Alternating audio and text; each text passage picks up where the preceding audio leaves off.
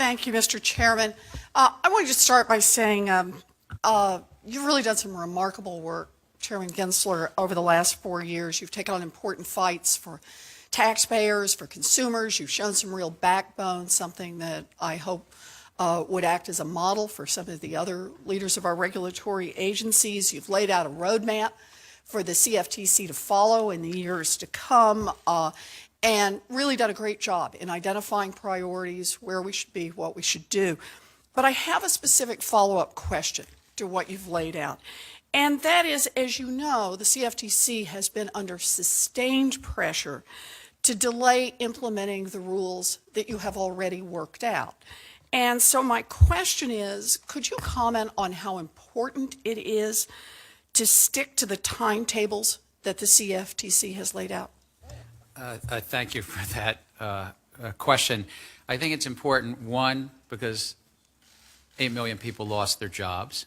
Two, there's still risk in the financial system, and there will always be risk in the financial system.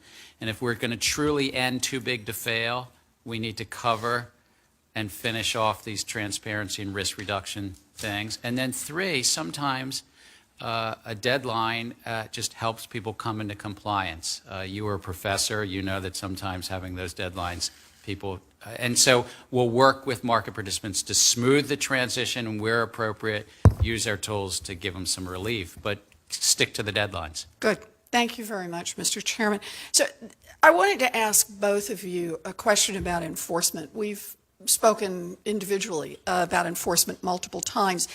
And recently, Chair White, you announced that the SEC will be requiring admission of guilt in more cases. I think that's a powerfully important step. It shows real toughness in your enforcement strategy, and that will help build leverage even when you end up with a settlement. But when I talk about the importance of being willing to take large financial institutions to trial, people tell me, well, it's a real problem because the agencies don't have enough resources in their enforcement divisions, and they'd have a tough time going up against big Wall Street corporations. So can each of you discuss whether you have the resources and the importance of resources in having an effective enforcement strategy? Chair White, might I start with you?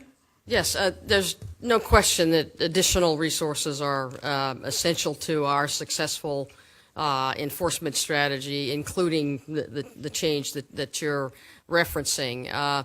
One of our specific requests in the President's budget is for additional trial attorneys. And we can't judge at this point how many additional trials we're going to have, but we already don't have enough. We have to be prepared to go to trial. We are prepared to go to trial. I'm really proud of frankly, the record that the SEC has had in trials. I mean, it's I guess about an 80% as to when you see it from a defendant's point of view. One of the things, we need resources across the board for many other things as well. And our budget situation is we're budget neutral, deficit neutral, and I would certainly hope that we could get that funding, and it really is essential to that strategy. Thank you. Chairman Gensler? We have not shied away from bringing cases against large banks, against exchanges, and sometimes if they don't settle, going straight into court. We're proud of that, but I would say our enforcement resources are tiny compared to the size of the markets. And the American public put $180 billion into AIG. That's 600 times what the President asked for funding for our agency. And our enforcement folks are only about 150 of our people.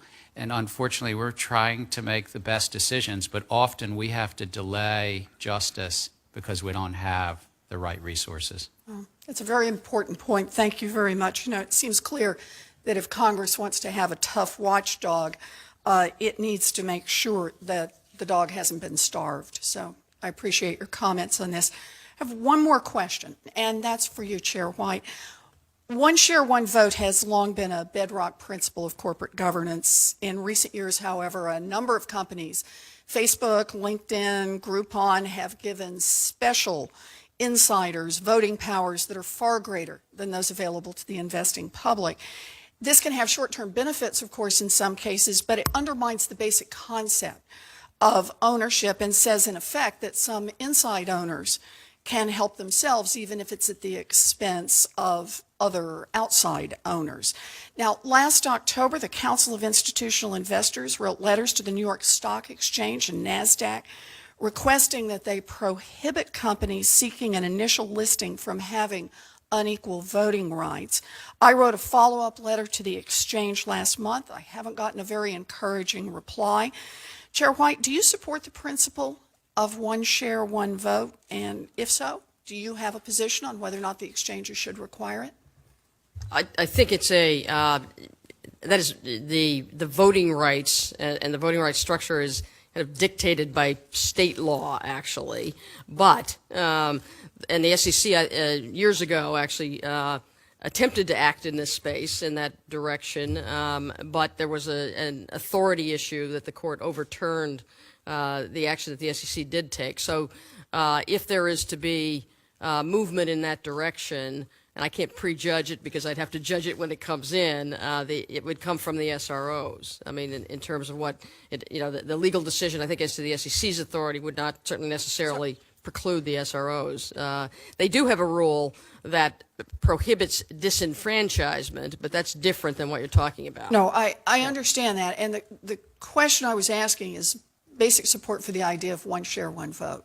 Well, I certainly support shareholder franchisement to the degree, to the most significant degree possible. But it isn't an issue where I think the SEC can act on its own. I understand that limitation. I apologize for going over. Thank you, Mr. Chairman.